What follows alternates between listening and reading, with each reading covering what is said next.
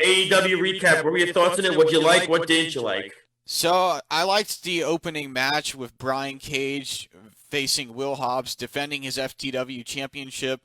And I loved Will Hobbs' performance. He showed a lot of heart and determination in that match, a lot of grit, and his performance was up another level from last week and a couple weeks ago. And he's improving every other show, and I love how Will Hobbs is continuing to grow in AEW. I'm with you 100%. I said when I first saw Will Hobbs in the Casino Battle Royal, I said, this guy's going to be something. You could see it with his size, his strength, and everything like that. I don't know how he is on the mic because he hasn't talked yet on the mic. I'm curious with the storyline with Team Taz and him. He didn't say anything, and then Darby Allin came out, but nobody attacked Darby, so it was kind of. No, it was kind of odd. But I agree with you. I thought the match was really good between Hobbs and Brian Cage. Look, I mean the match of the night, of course, was the dog collar match between Cody. Yeah, and that was definitely the highlight of the whole event. And Cody's match against Brody Lee it definitely was the highlight of the whole show because these two men, they literally tore each other apart in that match, and both of them, they may never feel the same again after a match like that. Well, That let me. I want to ask you this question, Alex. Did you like the result of Lee losing? Because a lot of people on Twitter were actually they loved the match, but they were not happy that Brody lost the belt only after a month of gaining it. People were not happy. What were your thoughts? Did you mind the result? Did you hate the result? What were your thoughts? I didn't like the result. I feel like they should have allowed Brody Lee to carry the TNT Championship a little bit longer before dropping it. And I thought it was too quick to give Cody back the TNT Championship. I feel like they could have gone a little bit longer with that and gave us a little proper build up towards it.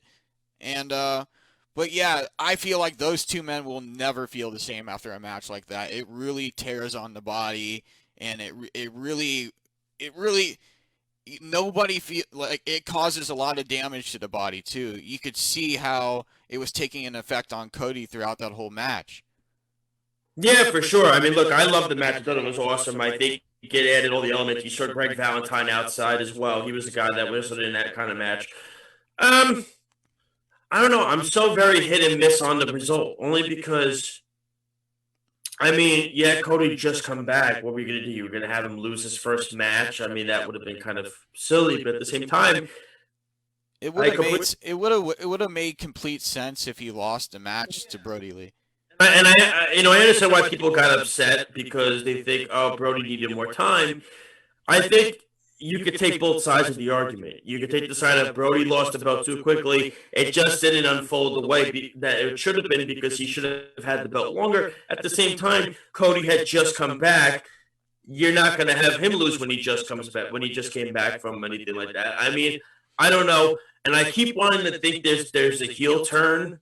And I think there is going to be a heel turn with this. And I think it's going to be unbelievable how they do this heel turn. I think it's going to just get people to be like, "Oh, didn't see it coming. No way. Didn't expect it." That's how I think it's going to go. But I mean, look, we'll see. So, last thing before we get to our NXT Takeover recap and NXT, uh, what were your thoughts on the Jericho 30 celebration? Did you like it? And then the MJF announcement saying he's going to decide next week. What do you think is? Did you like the main event 1 and 2? What are your thoughts on the MJF stuff? I love the MJF stuff. I like how MJF is slowly building towards possibly joining the inner circle. Congratulations to Chris Jericho on 30 years in the wrestling business. That's big. That's a huge achievement. It's amazing to see how far along Chris Jericho has come from when he first debuted on Monday Night Raw in 1998 or 99, I think it was. Under he was the Millennium. He was ECW and Night with you know what I mean? Lionheart, Chris Jericho, and ECW. It goes way back. Yeah, it goes way back, and he's had a lot of amazing moments in his career.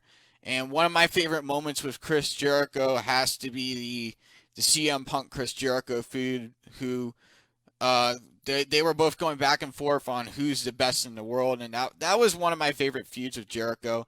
And then there was the feud with Cody when he was in WWE, so that was a good one too. Yeah, for sure. I mean, for me, look, I've watched Chris Jericho forever, going back to WCW. I remember his feud with Goldberg, going back there. But when he beat Austin and The Rock on the same night and became the undisputed heavyweight champion, I mean, that was the defining moment for Chris.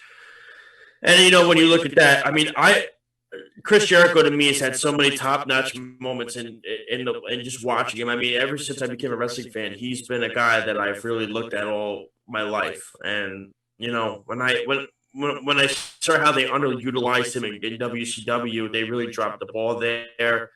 Eric Bischoff really didn't see, I guess, as much as he should have. And he went going to WWE, and he had so many big feuds against Kurt Angle, against China, you know, against Triple H, The Rock, Stone Cold, The Undertaker, you know what I mean? He had all these rivalries. So, look, more power to him. He made the right call, and now he's in AEW as one of the faces of the brand, the first ever AEW heavyweight champion, which I thought was the right call when he beat Hangman Adam Page. And he's done New Japan stuff as well, wrestling Kenny Omega, Hiroshi Tanahashi, Kazuchika Okada, Tetsuya Naito. So, you know what I mean? He has fought some, you know, Evil as well. He's fought some wrestlers. Yeah, he's fought some of the biggest names in sports entertainment. A lot of big names in the wrestling business. Yeah. As far as the main event goes, I thought it was not great. I didn't like the main event. I feel like Chris Jericho and Hager, I feel like they could have fought somebody. They could have went up against a bigger tag team like Jurassic Express or the Young Bucks. I didn't feel as much anticipation for this matchup at all. Well, Alex, the reason why they did that is because he and Luther had a rivalry way, way back in like the 90s. So that was the reason they did it this way with this match. I believe Chris Jericho asked for this because he wanted to face Luther again because he and Luther had a rivalry many, many, many years ago. And that's why they did it this way. And look, Chris Jericho has the right to choose who he wants to choose. Mm-hmm. You know what I'm saying? He definitely does. So, look, the match was not great, but it is what it is, and it was a nice celebration. I don't think MJF is joining the Inner Circle, actually. I think this is going to be a twist. I think he's going to form his own group, but I think he's actually going to attack Chris Jericho next week on AEW. That's my theory on this whole thing. I really do. I think because it would be too obvious, and AEW goes the New Japan route where it's just too obvious. They don't want to do it that way, so we'll see. But I think MJF is not going to be joining the Inner Circle. All right, Alex, let's get into it. NXT TakeOver recap and our NXT recap. First off, big thoughts go out to Rich Holland. I am so upset. You saw what I wrote on Twitter, Alex. I am so upset that this happened to him. Yeah, it was bad. You couldn't have picked a worse time for him to have an injury like this. But of course, it was something that look, accidents happen. It was nobody's fault. No. His ankle buckled underneath him against Oney Larkin when he tried to cash him. He was set to have a huge feud with Adam Cole and the Undisputed Era. And unfortunately, he's going to be out until 2021.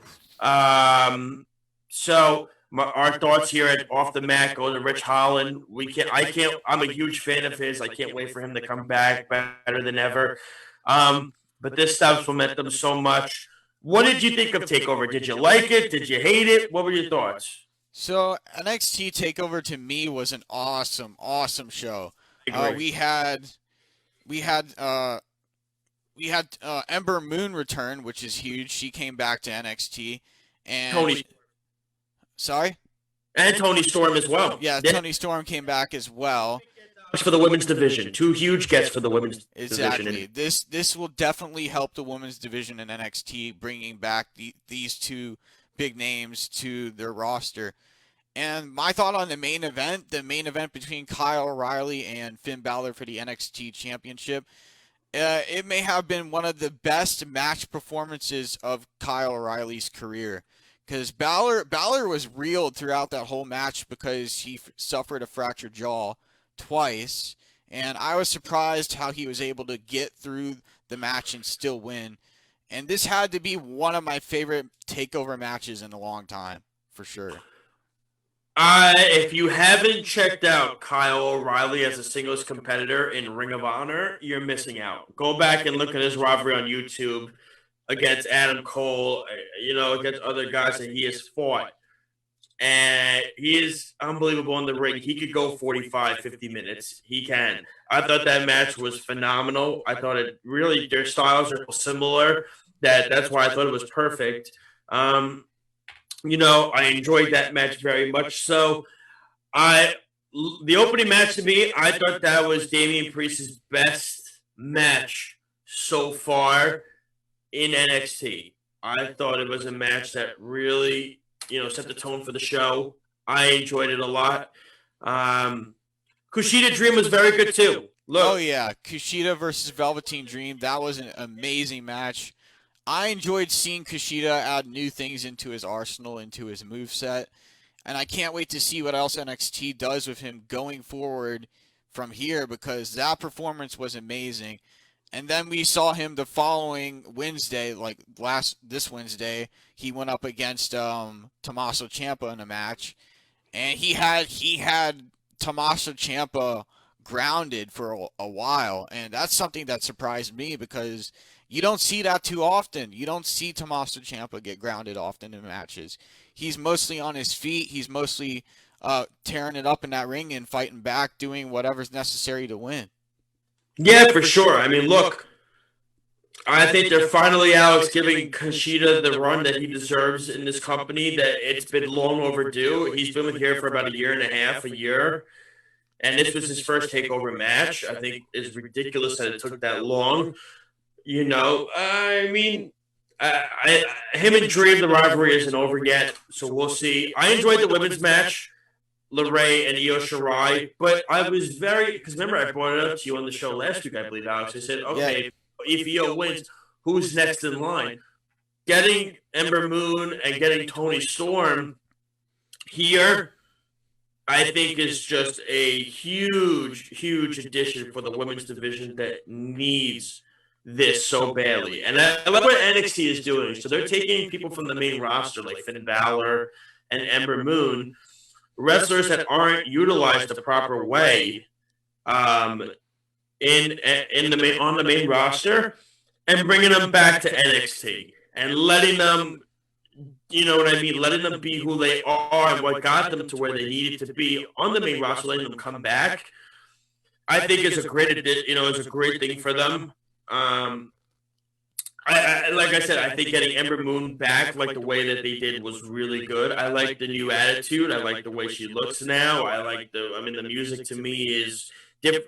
It's all different. It's not what she was when she first got here. No. It's very, very different. So I like that. And I like that Io Shirai now has opponents for the future, because I was very concerned about this. I said, okay, well, who's left? She beat Tegan Nox. She beat Dakota Kai.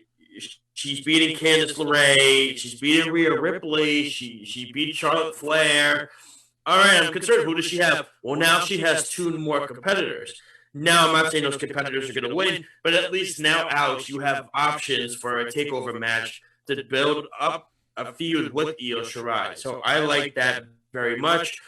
I like the main event idea. I was curious with the Rich Holland stuff. I had a feeling Roderick Strong and Bobby Fish were behind the Adam Cole attack, and they were going to frame Rich Holland like Rich Holland had a deal with them. That's what I think this whole thing was going to be. You were going to kind of see a separation of the Undisputed Era, but now that Rich Holland is out, I don't know where they're going to go. I feel so bad for Rich. I'm curious where they go now with Adam Cole and all that. So we'll see. But I really like TakeOver. It was in my opinion, it was the best takeover they've had since the quarantine. Way better than In Your House. Way better than I agree. It was very well done, and out of all the matches, my favorite one was the main event by far. The main event definitely topped it all.